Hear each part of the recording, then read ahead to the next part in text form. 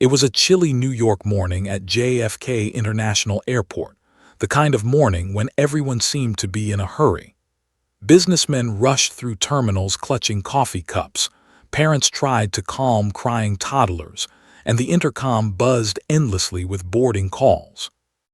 Among the sea of travelers stood 11-year-old Emma Carter, a slim, quiet girl with chestnut hair tied in a neat braid. She carried a small navy backpack and wore a jacket 2 sizes too big. Around her neck hung a simple silver pendant engraved with one word Falcon.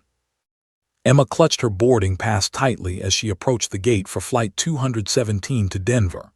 The airline staff smiled politely at her but exchanged uncertain glances. She was flying alone, unaccompanied minor paperwork attached to her pass.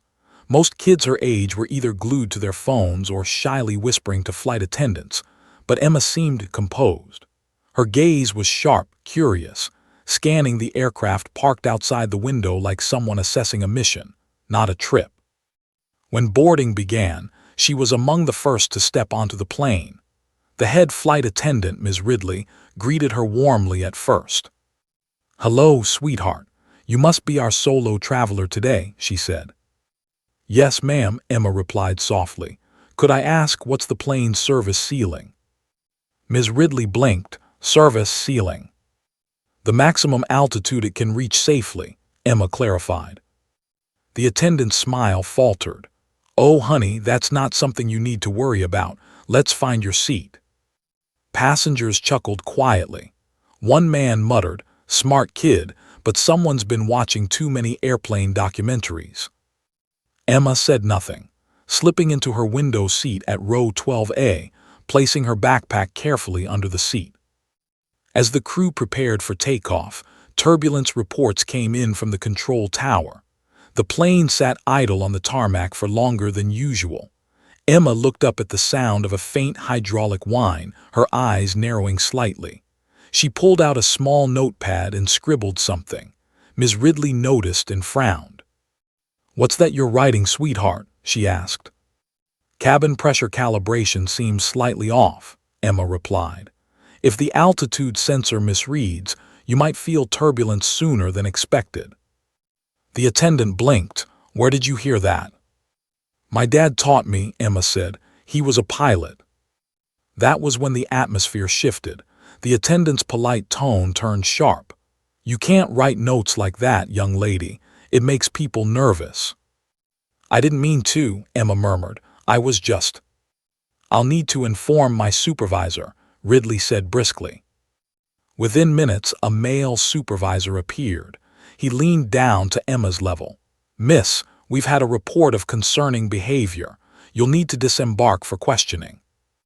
Passengers whispered. Phones subtly lifted to record. Emma's face went pale. "But I didn't do anything wrong." "Ma'am," the supervisor said to Ridley, "escort her off." Tears welled in Emma's eyes as she stood, clutching her pendant. The crowd parted as she walked down the narrow aisle, head bowed, her backpack trailing behind. The moment she stepped out of the plane, the whispers grew louder. "What kind of kid talks like that?" "Probably trying to sound smart." "She freaked me out, to be honest." At the gate, Emma sat quietly on a metal bench, staring at the floor. The supervisor filled out a report beside her, muttering about protocol. Her throat ached from holding back tears. She didn't mean to scare anyone. Her dad always told her that curiosity was power, but maybe he was wrong.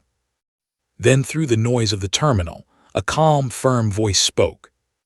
"What's going on here?" It was Captain Daniel Reeves, the pilot of Flight 217.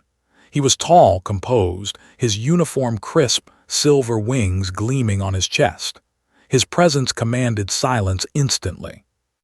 "Sir," the supervisor began, "we had to remove an unaccompanied minor for suspicious." Reeves's eyes shifted to Emma. "Suspicious behavior," he repeated. His gaze dropped to the pendant around her neck. The moment he saw the engraved word Falcon, he froze. The color drained from his face. He crouched beside her. "Where did you get that?" he asked quietly. "My dad gave it to me," she whispered. Your father's name. Captain Thomas Carter, she said. Reeves's expression changed instantly. The name hit him like a lightning strike. He knew that name. Thomas Carter wasn't just a pilot. He had been a member of a secret Air Force project known only to a handful of people. Project Falcon. Reeves straightened, his voice low but commanding. She's coming back on my plane. Sir, that's not protocol, the supervisor protested. It is now, Reeves said firmly, and I'll take full responsibility. As Emma stood beside him, her pendant glinting under the airport lights, she looked up nervously. You know what this means, don't you? She asked. Reeves nodded slowly. Yes, he said, and if I'm right, this flight isn't as routine as everyone thinks. And as they walked back toward the jet bridge, neither of them realized. Flight 217 had already been marked in a system neither of them could see. Something was waiting for them, 35,000 feet above the clouds. Captain Daniel Reeves had faced combat zones, mechanical failures, and mid-air crises, but nothing rattled him quite like the sight of that pendant. Falcon. It was supposed to be buried with the past. Project Falcon was a classified Air Force initiative he hadn't spoken of in 10 years, because everyone involved had either retired, disappeared, or died, including Captain Thomas Carter, the man who once saved his life. Reeves followed Emma back toward the boarding gate. The supervisor tried to stop him again. Sir, with all due respect, she's just a child. Reeves cut him off. That child has clearance I don't think you can even imagine. He flashed his pilot badge, voice cold. Put her back on my aircraft, now. Emma trailed behind him quietly, clutching her backpack. You really knew my dad? She asked. Reeves glanced down at her, his tone softening. Thomas Carter was one of the best, brave, brilliant, and stubborn as hell. Her lips twitched into a sad smile. Yeah, that sounds like him. He noticed her fingers rubbing the pendant anxiously. You kept that since the night he left for his final mission, she said. He told me if anything ever felt wrong, I should remember one word: Falcon. As they reached the aircraft door, Reeves leaned closer. Your father saved my life once, he said quietly. Now it feels like you're about to return the favor. When they stepped back onto Flight 217, conversation stopped. Passengers whispered, confused as the pilot escorted the same girl they'd seen removed minutes earlier. Reeves ignored them, guiding Emma to the jump seat near the cockpit. Stay here and do exactly what I say, he told her. Yes, sir, she replied automatically. The military precision in her tone startled him. Inside the cockpit, his co-pilot, First Officer Trent, raised an eyebrow. Captain, you sure about this? We're already behind schedule. Consider this a special circumstance, Reeves said firmly. Trent shrugged. Whatever you say, boss, but if corporate asks. I'll handle corporate, Reeves said flatly. As engines roared to life, Emma stared at the rows of instruments. Her eyes darted over readings most adults wouldn't even notice. She didn't fidget or kick her feet like a child. She watched, analyzing, memorizing. Reeves finally broke the silence. You've been around aircraft before. She nodded. My dad used to take me to the hangars on weekends. He'd quiz me on systems like a game. Reeves smiled faintly. And you always won, didn't you? Almost, she said. He said I saw things other people missed. As the plane lifted off the runway, Emma's grip tightened on the seat handles. She whispered softly, V1, rotate. Reeves turned to her sharply. That was the exact takeoff command sequence. You really were trained, he said, impressed. Emma didn't answer. Her attention was fixed on the navigation display. Captain, she said suddenly, your altitude sensor is reading 2% off from the standard climb rate. Reeves frowned. What? He double-checked the readings. She was right. How did you? She pointed. The barometric pressure feed is out of sync. If it continues, you'll get turbulence earlier than expected. Trent laughed nervously. What is she, a walking flight manual? Reeves ignored him. Good catch, Falcon, he said quietly. Emma blinked. You called me Falcon. I think you've earned it, he replied. But then, mid-climb, something unexpected happened. The radio crackled, then went dead. Trent twisted the dials. Comms just dropped. Reeves tested the emergency channel. Nothing.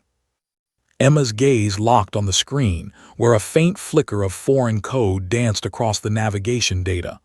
That's not static, she whispered. Someone's inside your system. Reeves stared. Inside, what do you mean?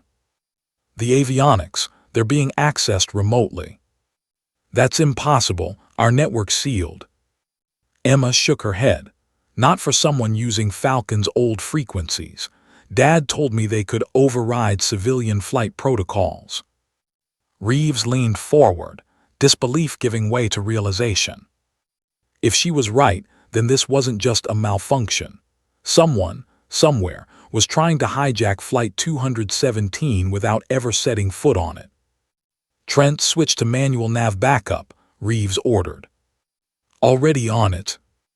Emma studied the sequence. It's not enough, she said. They're rerouting the autopilot controls. Her voice didn't waver, but her hands were trembling. This is how my dad's mission failed. Someone hacked his systems mid-flight. Reeves's jaw tightened. You're saying your father's crash wasn't an accident? Emma looked down. He told me before he disappeared, if Falcon ever came back online, people would die. A chill ran through the cabin. The overhead lights flickered. Instruments blinked erratically. Reeves locked eyes with her. Then I guess it's our turn, Falcon. Emma nodded slowly. Then let's make sure this time it ends differently.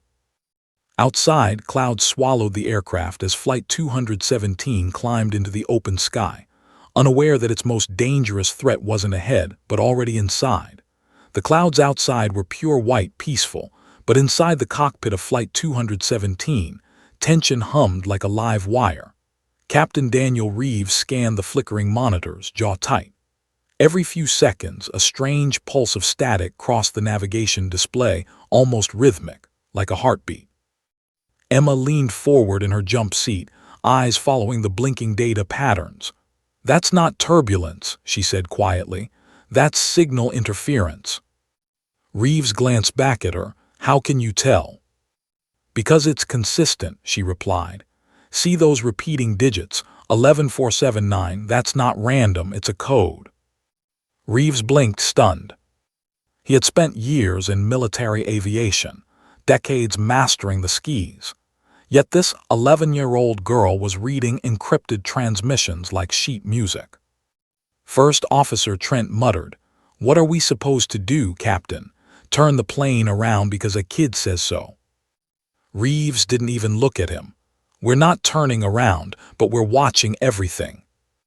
Emma spoke again, her tone sharp now. "They're mapping the flight path. Someone's trying to reroute us through restricted airspace." Reeves's hand froze over the throttle. That wasn't possible, unless someone had hacked directly into the avionics core. He remembered Emma's words. This is how my dad's mission failed. "Falcon," he said softly, "you think it's the same people?" Her voice was barely a whisper. "If it's using Falcon code, then yes. Whoever's doing this has military-grade access." A heavy silence filled the cockpit. Reeves exhaled slowly, his mind racing. Project Falcon was never supposed to resurface. It had been designed for covert drone control, a top-secret defense system that used coded signals to override enemy aircraft. But after Carter's disappearance, the program was buried. Or so they thought. "Captain," Trent said nervously, "we're drifting 3 degrees off course." "I see it," Reeves replied. "Switch to manual override." Trent tried, but the system refused the input. The control yoke stiffened, resisting his command. Emma's small hands tightened on the seat strap. "They've locked you out of manual navigation," she said. "Then how are they controlling it?" Reeves demanded. through the frequency your comms use. It's piggybacking on your radio transmissions. Reeves clenched his fists. Can we jam it? Not without shutting down the entire nav system, she said. But her eyes flicked to her pendant. My dad said this key was more than a keepsake. Reeves watched as she unclipped the silver pendant and flipped open its back. Inside, a tiny data port gleamed. Emma. It's not just a pendant, she said, connecting it to a small adapter port near the cockpit console. It's a frequency filter. He built it from the Falcon prototype. When she pressed a small switch, the cockpit screen flashed once, then cleared. The pulse pattern vanished. Reeves looked at her in shock. You just cut the external signal. Temporarily, she said, they'll notice. Seconds later, the overhead lights flickered again. The intercom crackled. A distorted male voice whispered through static. You shouldn't have done that, Falcon. Emma froze. Her blood ran cold. Reeves snapped to the radio panel. Who is this? Identify yourself. Silence, then the voice returned, clearer this time. Flight 217, stay your course. Interference will cost lives. Trent's hands trembled on the controls. What the hell is going on? Reeves cut the comms, turning to Emma. They know your name. She nodded weakly. Then it's them, the same people who took my dad. For a long moment, only the hum of the engines filled the air. Reeves could see fear flicker in her eyes, but there was something else too, determination. She sat up. If they want control, they'll come through the network next.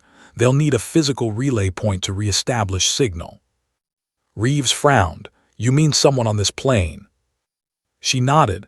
They can't sustain remote control for long. The transmitter has to be close. Reeves grabbed the intercom. Trent, keep her steady. I'm checking something. He turned to Emma. You're coming with me. She blinked at me. You're the only one who can recognize the signal. As they stepped out of the cockpit and into the cabin, passengers turned to stare. A few whispered nervously. The captain walking with a little girl during a flight didn't look ordinary. Reeves scanned the aisles discreetly, his trained eyes assessing every detail. Emma's gaze darted toward seat rows, eyes flicking between phone screens, earbuds, and devices. Then she froze. Captain, she whispered, 14th row, 3rd seat from the window. Reeves followed her line of sight. A man in a gray hoodie sat motionless, headphones in, hands hidden under a tablet. What makes you think it's him? The frequency spike, it's strongest near him. Reeves's voice dropped to a growl. That's seat 14C. He reached for his radio. Air Marshal Stone, row 14, left side, quietly. The marshal nodded and started moving, his hand near his concealed weapon. Emma's pulse quickened. She could feel it, the same signal her father once described in his final message. Something was about to happen. And for the first time, Emma Carter realized she wasn't just following in her father's footsteps. She was walking right into his unfinished war. The cabin lights dimmed slightly as Flight 217 sliced through a wall of clouds. Passengers relaxed, unaware that the calm air outside masked something far more dangerous inside. Captain Daniel Reeves walked slowly down the aisle, his eyes locked on seat 14C, the man Emma had pointed out moments ago. The suspect looked ordinary at first glance. Gray hoodie, dark beard, cheap earbuds, tablet on his tray, but something about him didn't fit. He hadn't moved once since takeoff, not even to sip from his water bottle.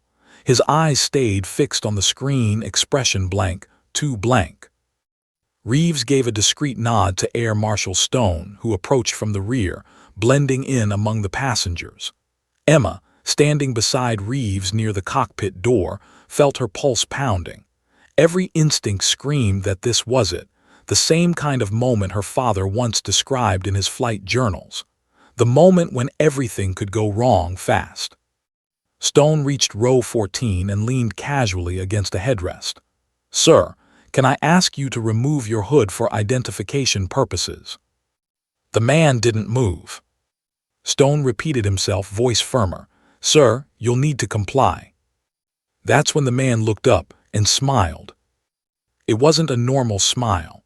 It was deliberate, slow, like someone acknowledging a game they were already winning. Then he pressed his thumb against the tablet. Immediately, the plane shuddered. Lights flickered, screens glitched, and the engines gave a low, mechanical groan. "Captain," Trent's voice shouted over the intercom. "Navigation just reset. Autopilot's offline." Reeves lunged for the intercom button. "Secure him now." Stone reached for his weapon, but the man threw the tablet straight into the aisle, shattering it. Passengers screamed. Sparks erupted from the floor panel near his seat. "Get down," Reeves yelled. The man bolted, sprinting toward the rear galley. Stone tackled him mid-run, both men crashing into the floor. Emma froze for half a second before instinct kicked in. She raced to the tablet fragments, her hands shaking as she gathered the pieces. The display still flickered with residual code, strings of data scrolling faster than her eyes could track. "Falcon, get away from there," Reeves barked. "Wait," she shouted back. He triggered an internal loop. It's feeding commands into the avionics through the passenger network. Her fingers flew over the broken glass surface, typing manually into the corrupted code. It was the same language she'd seen in her father's old notes, Falcon command strings. She could almost hear his voice echoing. "When the system turns against you, control the controller." "Emma," Reeves said, crouching beside her, "can you stop it?" "I can isolate it, but I need your flight ID encryption," she said. He didn't hesitate. He gave her the 6-digit code used by pilots to access the backup server.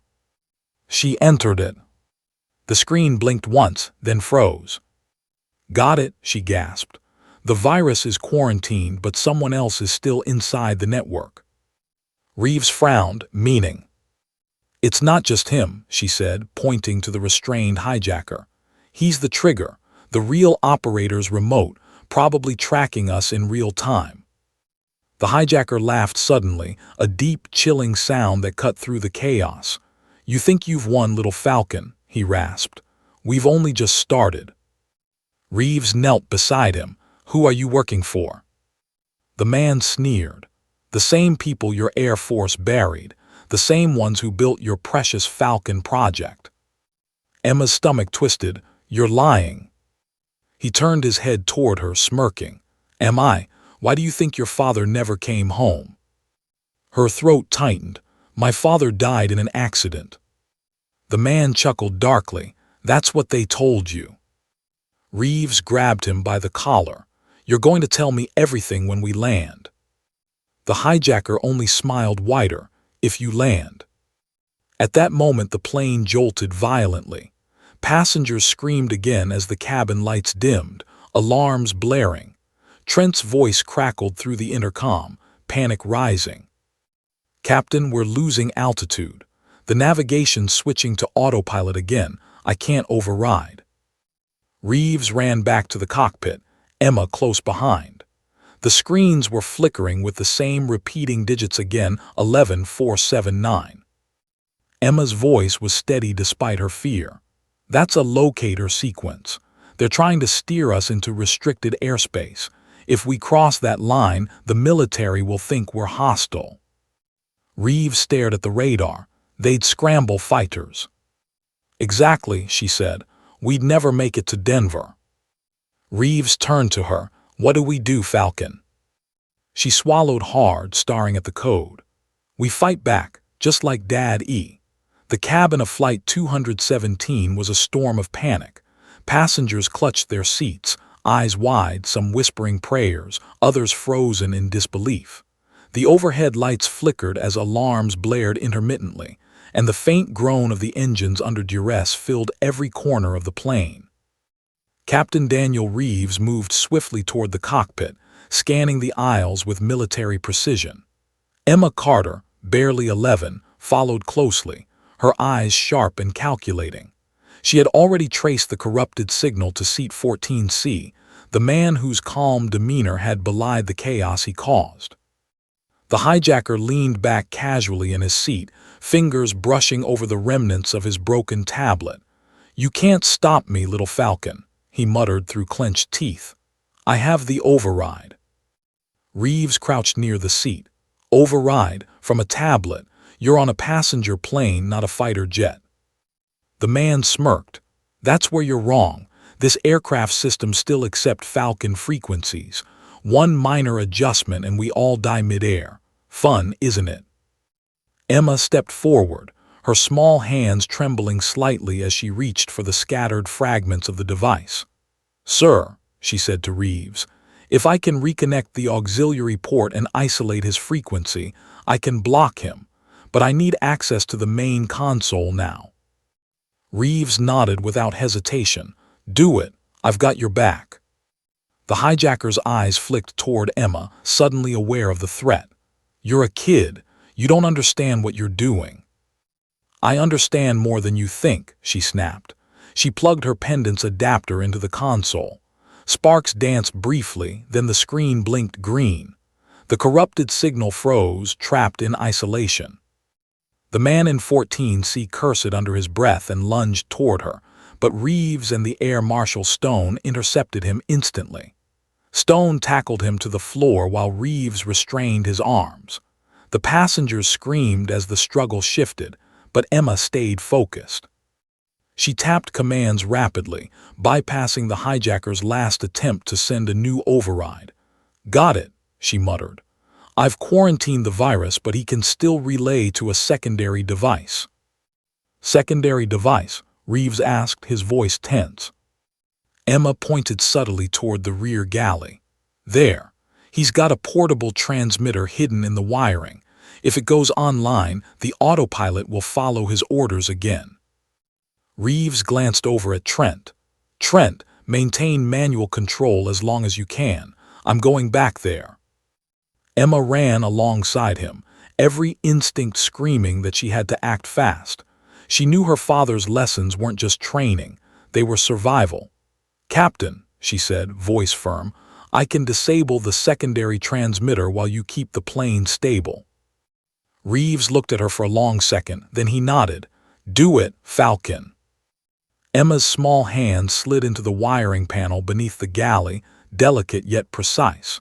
She traced the cables as if reading her father's handwriting, locating the hidden device. Sparks flew from exposed wires, and her sleeve caught slightly. She yanked it free and pressed a small override key embedded in the pendant. A pulse of green light ran across the main console. The plane stabilized instantly. Alarm ceased. Passengers, oblivious to the heroics in the galley, whispered in relief. The hijacker groaned from the floor. Reeves leaned down, hand firm on his shoulder. "You underestimated her," he said quietly, eyes locking with Emma's. She wiped sweat from her forehead. He didn't account for Falcon's instincts. The man snarled. "This isn't over. You're all dead the moment someone hits the airspace boundary." Emma's gaze hardened. "Not today." She turned back to the cockpit, ready to reclaim full control.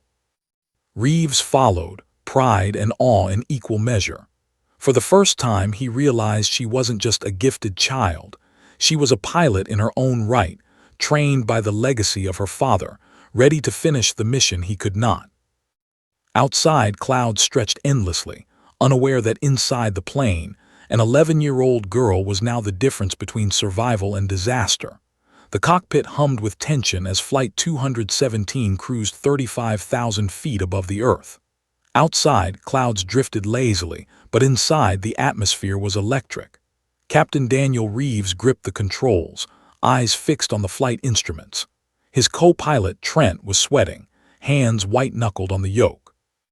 Emma crouched near the auxiliary console, pendant connected, fingers flying across the interface. Despite stabilizing the hijacker's first attempt, Emma knew the danger wasn't over. The portable transmitter in the rear galley had been neutralized, but another hidden device, likely, could reconnect the rogue signals at any moment. "Captain," she whispered, her voice steady despite the fear in her chest, They've got a backup transmitter somewhere. We need to isolate it before it triggers autopilot again. Reeves' jaw tightened. Do you think you can handle it?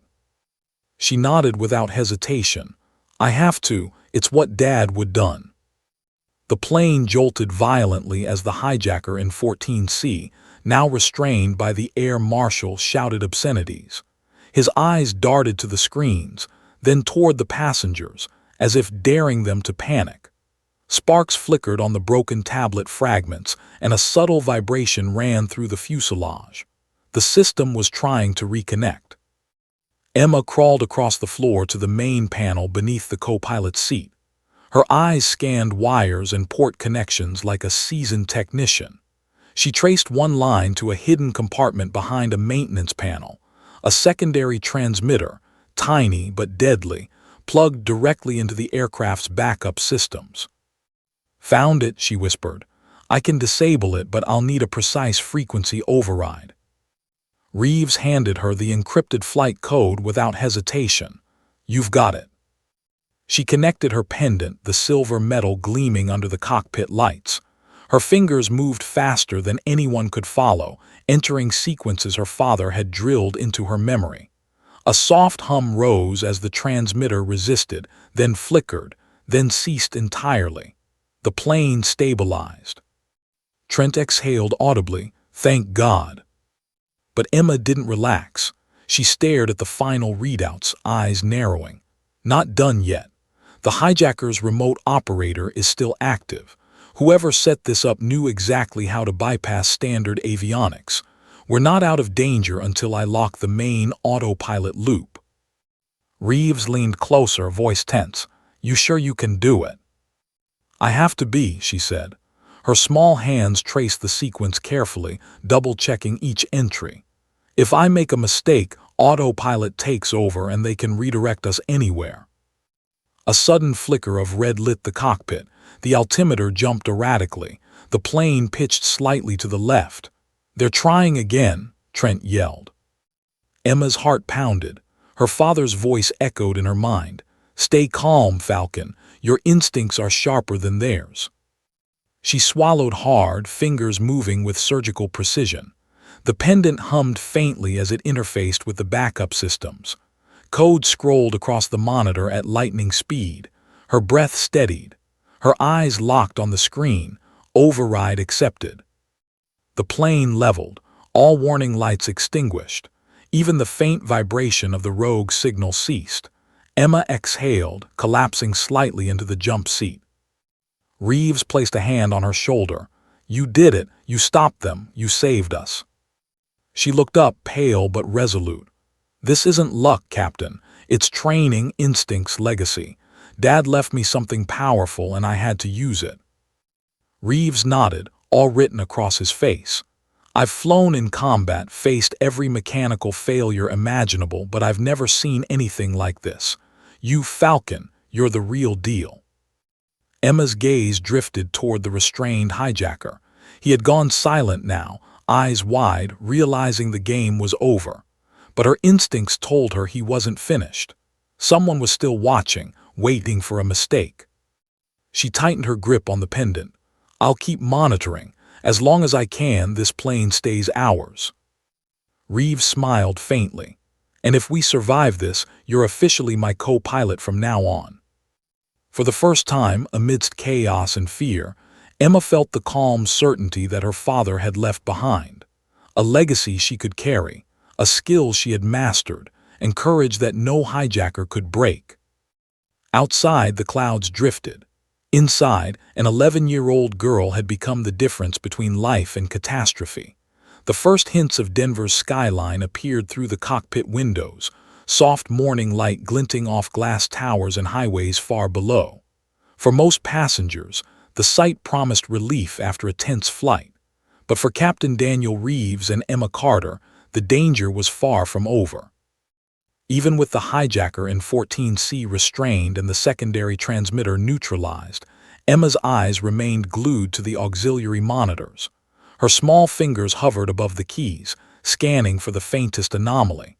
"Captain," she whispered, voice tight with focus, "the operator is still online remotely.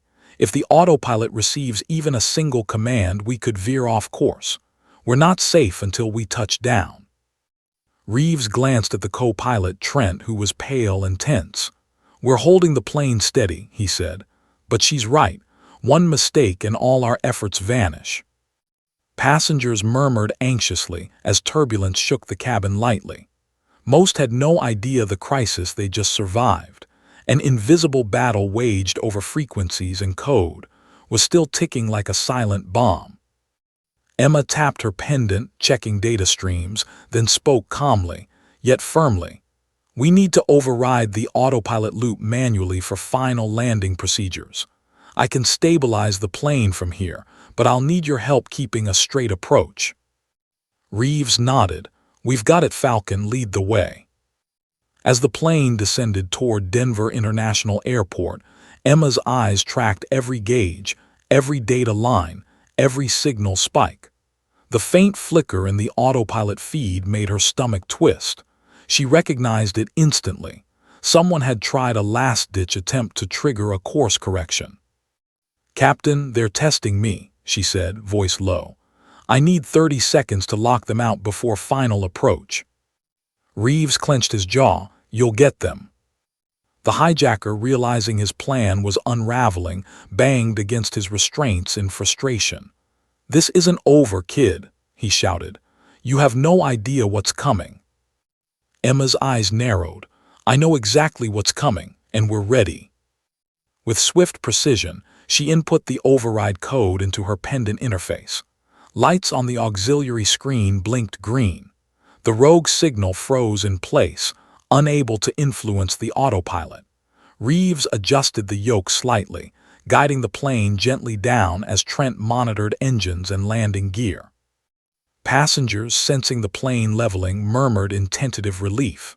A mother whispered, "Thank God," while a young boy peeked over the seat wide-eyed. "Hold steady," Emma instructed. "Keep your descent rate consistent. I'll maintain autopilot override until wheels touch the runway." Reeves glanced at her.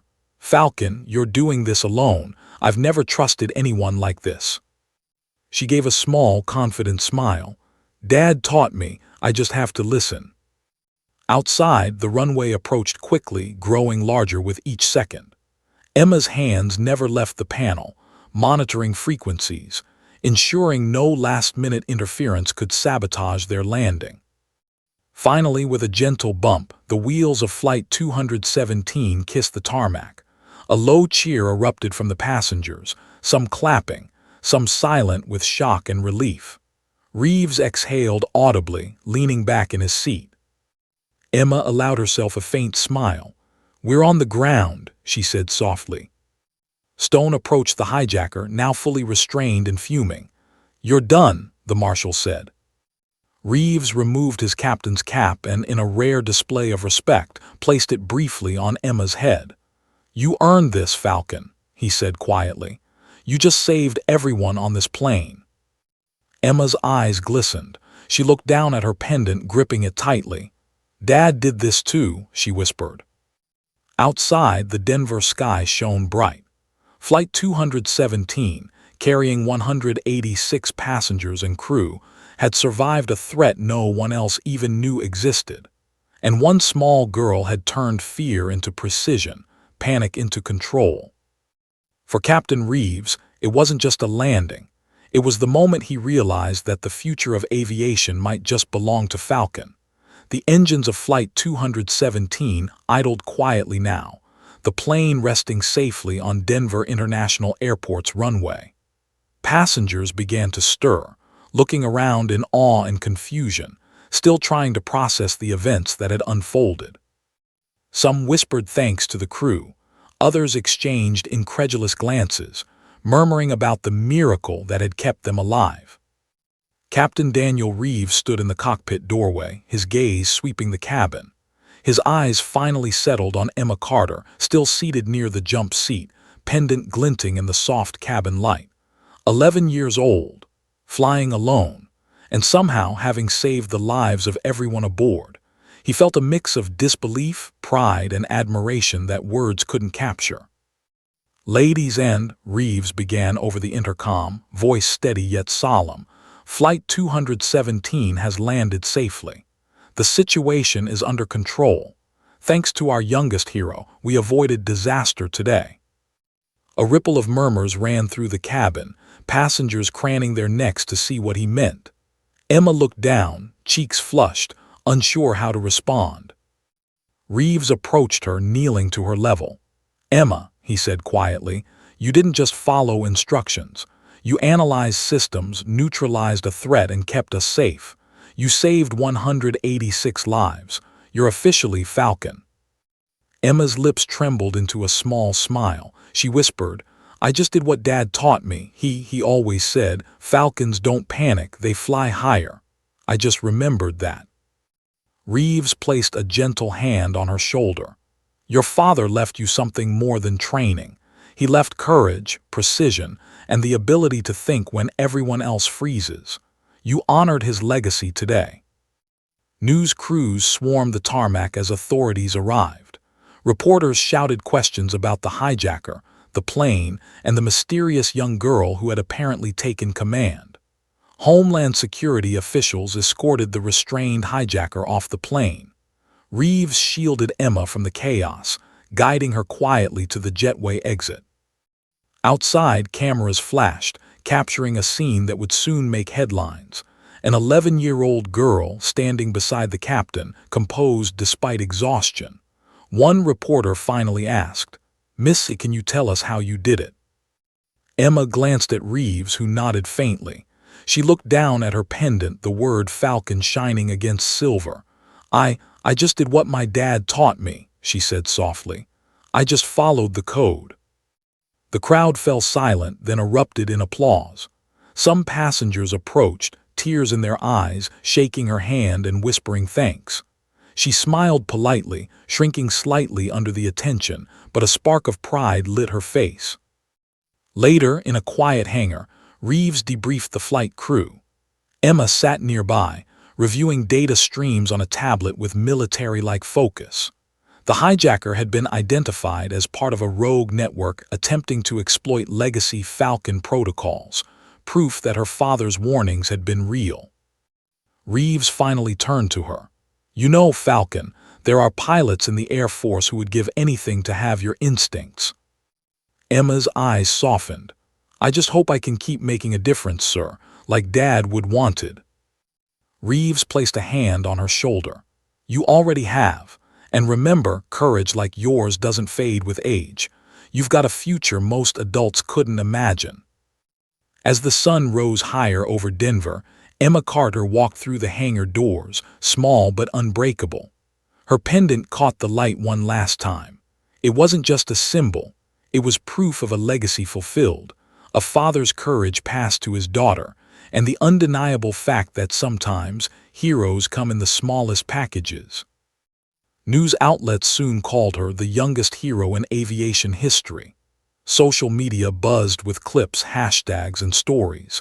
But Emma didn't care about fame. She only knew one thing. Her father had taught her how to fly higher than fear, higher than panic, and higher than any danger that could ever come her way. And for the first time, she felt at peace. Falcon had returned. The passengers would remember her forever. The crew would never forget her, and the skis would always have a young girl watching, ready and fearless.